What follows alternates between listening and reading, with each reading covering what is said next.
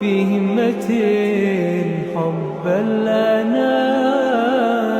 ব্যাধিটা এত ব্যাপক আকার ধারণ করেছে, আমাদের অনেক ভাই বোন আছেন যারা এই একই প্রশ্ন আমাদের কাছে করেন যে তাদের মনে আল্লাহকে নিয়ে বাজে চিন্তা আসে, আল্লাহ সম্পর্কে নোংরা চিন্তা ভাবনা আসে, নবী সাল্লাল্লাহু আলাইহি ওয়াসাল্লাম সম্পর্কে বাজে চিন্তা আসে।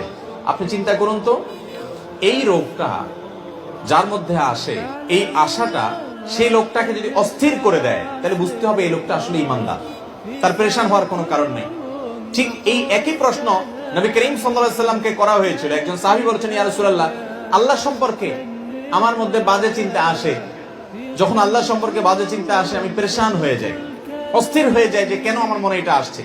নবী করিম সাল্লাল্লাহু আলাইহি ওয়াসাল্লাম বলেছেন, যাকা নাফসুল ঈমান, তোমার মনে আল্লাহ সম্পর্কে বাজে চিন্তা আসছে, আসার পরে তোমার মনটা অস্থির হয়ে গেছে, এটাই তো তোমার ভিতরে ঈমান থাকার দলিল। কারণ খালি ঘরে চোর আসে না, যেই ঘরে টাকা পয়সা জিনিসপত্র থাকে ওখানে চোর যায়। তোমার মনের ভিতরে শয়তান এসে তোমার ভিতরে যেহেতু ঈমান আছে, এই জন্য বাজে চিন্তা ঢুকাচ্ছে, তোমার ঈমান নষ্ট করার চেষ্টা করছে। তুমি সেটা টের পেয়ে গেছো, অস্থির হচ্ছ, পেরেশান হচ্ছ, এর মানে হলো তোমার ভিতরে ঈমান আছে। এটা ঈমান থাকার প্রমাণ, তোমার টেনশনের কারণ নাই, বরং আল্লাহ শুকর আদায় করবা। আর এটাকে একেবারেই আমলে নিবে না। এরকম ইচ্ছার বাইরে মনে বাজে চিন্তা শয়তান ঢুকিয়ে দিচ্ছে, এর কারণে আপনার ঈমানের ক্ষতি হবে না, এর কারণে আপনি বেঈমান হবেন না।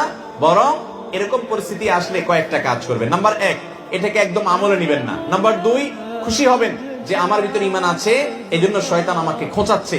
কোন অমুসলিম, কোন ভিন্ন ধর্মের অনুসারী কিংবা কোন নাস্তিক জীবনে এই কথা বলবে না যে তার মনে এরকম হঠাৎ হঠাৎ বাজে চিন্তা আসে, কারণ ওর ভিতরে তো ঈমানই নাই। শয়তান তার কাছ থেকে ঈমান ছিনিয়ে নেওয়ার চেষ্টাই করবে না। শয়তানকে আমরা দেখি না, গোটা কোরআন জুড়ে সবচেয়ে বেশি সাবধান করা হয়েছে আমাদেরকে শয়তানের ব্যাপারে। আদুউন মুবিন আল্লাহ তাআলা বলেছেন, সেই শয়তান সম্পর্কে আমাদের ধারণাই নেই, আমরা জানি না। আমাদের রগে রগে সে ঢুকতে পারে, ইন্নাশ শায়তানা ইয়াজরি আহাদাকুম মাজরাদ দাম, আমাদের রক্ত প্রবাহের সাথে মিশে যেতে পারে, আমাদের উপরে প্রভাব বিস্তার করে, বাজে জল্পনা কল্পনা তৈরি করে, খারাপ পথে নেওয়ার জন্য আমাদের মনের ভিতরে প্রভাব সৃষ্টি করে শয়তানে।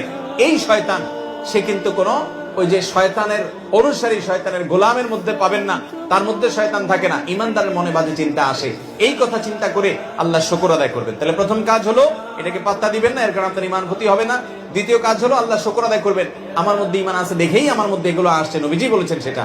নাম্বার 3, এরকম বাজে চিন্তা আসলে আমানতু বিল্লাহি ওয়া রাসূলিহি, এটা পড়বেন, আমানতু বিল্লাহি ওয়া রাসূলিহি, আমি আল্লাহ এবং তার রাসূলের প্রতি ঈমান আনলাম। এটা বললে দেখবেন যে মন থেকে এই শয়তান দূর হয়ে গেছে।